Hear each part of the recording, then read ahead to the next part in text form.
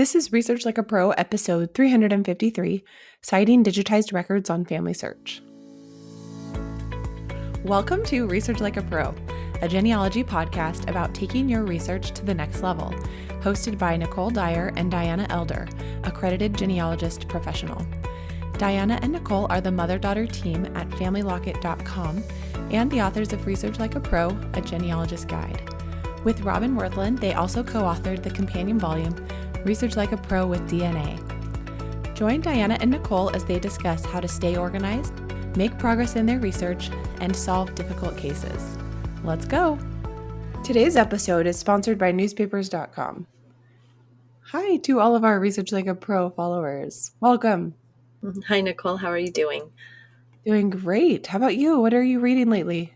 Well, I started a new book that I wanted to talk a little bit about, which is so fascinating already. And this came upon a recommendation by Deborah Hoffman, who's the coordinator of the Institute course on writing research reports.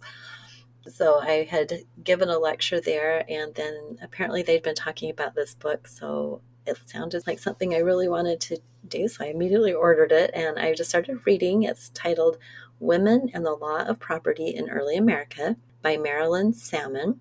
And already I am just really enjoying it. So what she's doing is she is taking some specific jurisdictions. So she's taking Connecticut, Massachusetts, New York, Pennsylvania, Maryland, Virginia, and South Carolina in 1750 to 1830. So it's some colonial and then some post-revolution times. And she's showing how different regions really varied with this law about women's control over property. And I'm fascinated with that because I think sometimes we say, okay, this was how it worked. And it was the same way in every single place that we are researching. And so what I'm learning is that, it might have been this way up in New England, but in South Carolina, they started doing it a different way. So I'm excited to read this book and really learn about that because we have got fascinating records about women all through our family history. I mean, I've got some divorce records and I've got deeds, all sorts of court records mentioning women and property. And I really want to understand even more exactly how things were going for our women. So Yeah, that is good. That sounds like a great book. And there are so many issues with women inheriting property from fathers or women who are deceased and the inheritance going to her children rather than her husband, and just all the ways that that works. It's so important to understand that. And it's good that it breaks it down by those localities. So if people are researching in the southern states, that could be a really helpful book. right. I like that she did include, the mid-Atlantic states, the southern states, and then some New England. And I'm thinking of a record that I just found, which was about Sarah Baldwin Royston. And she had some enslaved people and she was getting married. And so they drew up a special document so that property, sadly, people were property, that they would still belong to her upon her marriage. Because if you didn't have that, it's kind of like a prenuptial agreement nowadays. If you didn't have something like that, the property all became the husband's. So we see these types of records and it can be confusing to us if we don't understand the law. And what I'm learning in the book is that you also have to look at tradition, how the law was interpreted in that area, because you might have a law, but in your specific area, they interpreted it a bit different. So anyway, I'm sure I'll be sharing more on the podcast as I continue reading because that's what I do. I read and then I like to talk about it because it's so fascinating to me. Thank you for sharing that. Well, tomorrow we have our next webinar in our Research Like a Pro webinar series by Jill Knock, accredited genealogist, and she'll be talking about Harrison Johnson, her ancestor. A mighty duo, autosomal DNA and indirect evidence reveal Harrison Johnson's biological father. And this is going to be focused around 1813 when Harrison was born in Maury and Hickman County, Tennessee. So she's using autosomal DNA evidence to break up this brick wall. And since there was no direct evidence in documentary records, then she's using indirect and DNA evidence to help figure it out. So that'll be fun. And we look forward to hearing from Jill tomorrow. The next Research Like a Pro study group begins August 27th, and if you'd like to join us, get ready because registration begins May 21st at 10 a.m. So put that on your calendar, and then the last day to register will be August 21st, and then we'll start up after that, and we'll meet every week beginning August 27th. There will be a couple weeks where we have breaks, but we go through the entire Research Like a Pro process, and in the assignments each week, you'll complete a different task so that by the end, you'll have a complete research report and hopefully get progress toward answering your research objective. So we love doing the study group with all of you, and we hope to have several of you join us. If you would like to be a peer group leader, you can have complimentary registration. We just need to see a research report that you've written so you can apply on our website. And be sure to join our Monday newsletter. Every week we have news and new posts, new podcast episodes, and any coupons and deals. We hope to see many of you at the upcoming NGS Family History Conference on May 23rd through the 26th in Louisville, Kentucky. And that's our upcoming conference, so we look forward to it. All right, well, today we are talking about understanding FamilySearch's digitized records access. And this topic came up in our study group that we're doing right now because people were making citations to images on FamilySearch and they were including the image number. Then they would come back to the image later and it would have a different image number. So there was some confusion there. So hopefully this will help dispel some myths or just help people understand how things work there. So let's dive into FamilySearch's digitized records access. So as you all know, FamilySearch has billions of digitized records, and many of them are indexed or available through the AI-assisted full-text search. And when we find a record about our ancestor, we can attach it to their profile, we can download it to our files, and we can add a row in our research log. And in these cases, we need to create a precise source citation that we can put in our research log or attach to our downloaded file that points back to this original record. As I mentioned, one of the challenges with citing the source is that the digitization of the microfilm kind of is categorized in different ways. And so the same image or record can be accessed and viewed in many different ways sometimes, maybe one or two or three ways. So this could cause some confusion because the image numbers are going to differ depending on the way you access it. So let's look at an example from Russell County, Alabama, an Orphan's Court docket from December 4th, 1843 to July 1848. So for this record, there are multiple ways to access the same record. And you can either go through images on the FamilySearch website, or you can go through the FamilySearch Catalog. And when you go to images and then Russell, Alabama, United States, you'll see an entry for the Orphan Court Docket book. And when you click into the film, you can see the book's image is 2 of 158, and the image group number, which you'll see, like said, IGN, which stands for image group number, is 0051759554. So in this instance, we're just viewing item 5 by itself. So if you haven't worked with FamilySearch microfilm before, I need to explain what item numbers are. When researchers were working with digitizing a microfilm, say at the county courthouse, they would have this microfilm that needed to be filled up. And so perhaps they would have started with the deed book and they got all that done, but there was still room on the microfilm. So then they would do the next item, and it may have been another deed book, or it might have been totally something totally different. And they would give each one an item number, and it would be within that film. And that's how the microfilm is organized. Well, when they digitized the microfilm, they would take those specific items out, and then you could just view item 5, in this case by itself. You wouldn't view it as part of the whole microfilm. And so there is a recommended citation from FamilySearch, and it says Russell, Alabama, United States Records, Images, FamilySearch, and it has the URL and the date. And then image 2 of 158, and then semicolon, and it gives you some specifics about where it came from, which is Administration Department of Archives and History, Montgomery, Alabama, Department of Archives and History. So that is the FamilySearch citation given to you. And every record in this docket book would have the same generic citation. So FamilySearch, they're working so hard to digitize these images. Of course, they're not going to go in and say specifically, this is about this person and it's this specific date and docket number.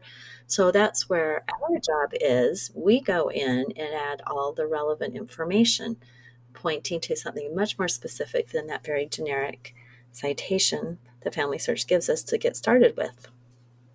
Now let's have a word from our sponsor. Have you ever wished you could step back in time and see the world your ancestors lived in? With newspapers.com, you can. It's like having a time machine right at your fingertips. With a single search, you can explore more than 1 billion pages of historical newspapers dating from 1690 to 2025 from the US, UK, Canada, Australia, and beyond. Uncover the details that bring your family story to life in birth notices, wedding announcements, and obituaries. But it's not just about facts, it's about experiencing the moments they lived through. Imagine reading the same headlines they saw or finding an article about your great-grandfather's farm. Newspapers.com doesn't just show you history, it helps you feel it. Start your journey today at newspapers.com because sometimes the past isn't just history, it's a story waiting to be discovered. Come make infinite discoveries today on newspapers.com. Use promo code FamilyLockup for a 20% discount on your subscription. All right, so now let's talk about the citation challenges with the different image group views. So back to our digitized docket book, and I mentioned it's part of item 5 in a larger image group. When we click the down arrow next to view item 5 by itself, we see the same image is now 830 of 1,138. So the URL is still the same, but now we're looking at it as part of this entire image group, not just our specific item 5. So the challenge is, though, that now the citation has different image numbers. And so we have the same citation except for its image 830 of 158. So since the URL and the film numbers remain the same, if we were just looking at the image number, that would confuse someone who was looking at the alternate view. Okay, yeah, I can see how that would be confusing. So, what is the solution for creating a clear citation? Here are some tips. Always cite the physical information. So, we want to actually talk about the book that we're using that has been digitized. So, for example, the book is the Russell County, Alabama Orphans Court Docket from December 4th, 1943 to July 1848. And then front cover, or if we're citing a record in the book, we need to include the docket number, the names, and the specific date. Then we can cite the digital information clearly. So the publisher of the images is FamilySearch, and then the URL, then the access date, and then the image group number, so IGN 005175954, and then image 830 of 1138, or IGN 5157594, item 5, image 2 of 158. And then cite the original holder of the image, Alabama Department of Archives and History. So are you saying we should cite both of those image group numbers and image information in one citation? You could, or just depending on which one you're looking at, you could cite just one. I think that's up to the researcher. I think it maybe would be helpful to show both of them in one citation because otherwise people might get confused. Yeah. I don't know that there's any one right way or wrong way to do that. I think it's just a point of being as clear as we can be about the citation. And if we are doing that physical information, that should help that we have something very specific and not just relying on the image number. All right, so in this digital citation, I did use the complete URL and didn't cut it off before the question mark, which sometimes I do that. Leaving the entire URL will take you to the image data page where you can switch between the image group and item 5. So if I cut off the URL at the question mark, you're taken to the same image in the digitized microfilm, which looks different in the view. And at the top of the screenshot, you see you're no longer in images. Instead, you are in records. So now we have the same page looking a little bit different, and this is how it would show up if you're accessing the court docket through the FamilySearch Catalog page for Russell County. And so now when we look at the page, we see the original microfilm number, which is 1221690 item 5, and then we see the image group number, which was that 005175954. Okay, so maybe then we need to just make sure that whatever URL we use, like if we truncate the URL and delete all the stuff after that, then the image number, image 830 of 1138, that should all match. So we need to test any URLs that we truncate, basically. Yeah, that would be a good solution. Yeah, it's tricky because I think sometimes we're just like, okay, we don't want this long URL, so we're just going to cut off everything after the question mark. But now that's bringing us to this issue of the information after the question mark in the URL is pointing to a little bit of a different way to see the image. Right. And I think the idea of testing the URL after you truncate it is always really good. And I always do that because I want to make sure I actually have a useful URL. So in this case, it does help you to see what someone else would look at if they use that URL. Yeah, that helps. How are we going to decide? Should we use, images in the catalog or images from the Family Search Images section of the website? We usually just use the FamilySearch Catalog because that's what we're used to. But until all the newly digitized images are added to it, we'll probably need to use images sometimes because right now the catalog is still being merged with images. And so they're kind of separate. And so anything that's been digitized like in the last year or two won't be in the catalog yet. And eventually, hopefully by the end of this year, that will all be merged.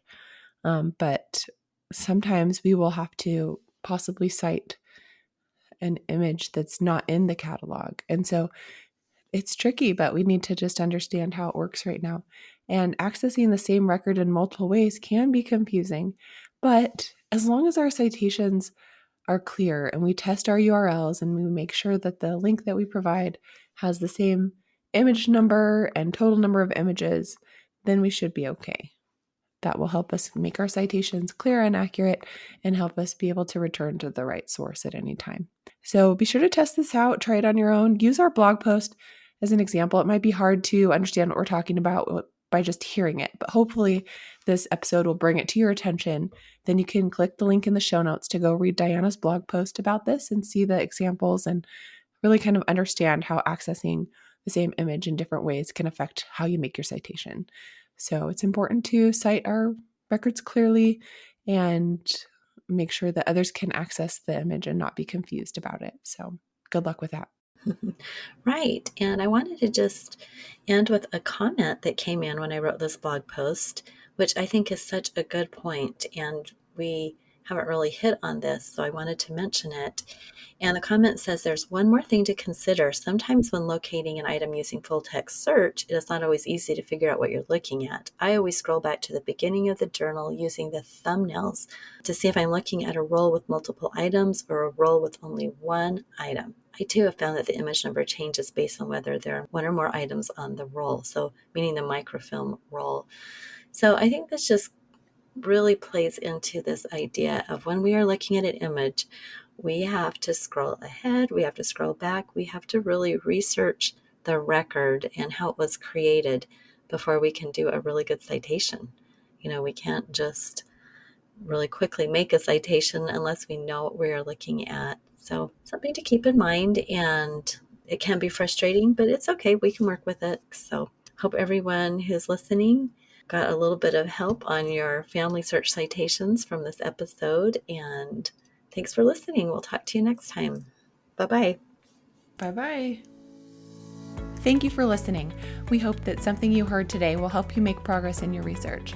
If you want to learn more, purchase our books, Research Like a Pro and Research Like a Pro with DNA on Amazon.com and other booksellers. You can also register for our online courses or study groups of the same names. Learn more at FamilyLocket.com/services. To share your progress and ask questions, join our private Facebook group by sending us your book receipt or joining our courses. To get updates in your email inbox each Monday, subscribe to our newsletter at FamilyLocket.com/newsletter. Please subscribe, rate, and review our podcast. We read each review and are so thankful for them. We hope you'll start now to research like a pro.